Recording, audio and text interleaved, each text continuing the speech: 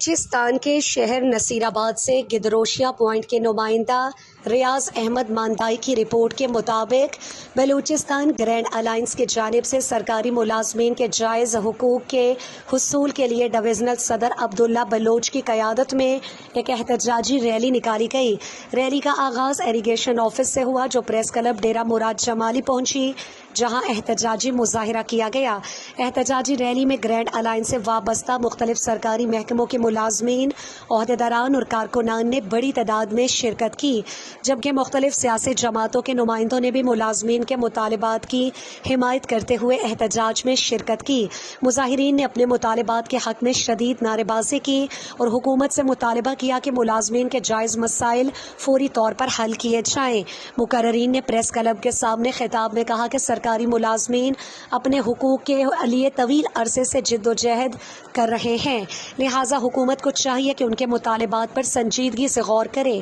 ملازمین کے اہم مطالبات میں DRA کی فراہمی، تمام جائز مطالبات کی منظوری، جبری طور پر ریٹائرڈ کیے گئے ملازمین کی فوری بحالی، تمام محکموں کے کانٹریکٹ ملازمین کو مستقل کرنا، ملازمین کے خلاف انتقامی کارروائیوں کا خاتمہ اور لواحقین کی بنیاد پر فوری تعیناتی کے احکامات جاری کرنا شامل ہیں۔ مظاہرین نے حکومت سے یہ بھی مطالبہ کیا کہ خواتین ڈاکٹرز اور خواتین اساتذہ کو درپیش مشکلات کے خاتمے کے لیے آسانیاں پیدا کی جائیں اور انہیں مکمل سیکورٹی فراہم کی جائے تاکہ وہ بلا خوف اپنی خدمات انجام دے سکیں۔ احتجاجی ریلی میں ملازمین کے بچے بھی اپنے والدین کے حقوق کے لیے شریک ہوئے۔ اس موقع پر ایک کم سن بچہ جو بیمار ہونے کے باوجود اور ہاتھ پر ڈرپ لگی ہونے کے باوجود اپنے والدین کی حق کی آواز بلند کرنے کے لیے ریلی میں شریک رہا، جس نے احتجاج کے جذبے کو مزید نمایاں کر دیا۔ مقررین نے وزیر اعلیٰ بلوچستان اور صوبائی حکومت سے اپیل کی کہ سرکاری ملازمین کے مسائل کو ترجیحی بنیادوں پر حل کیا جائے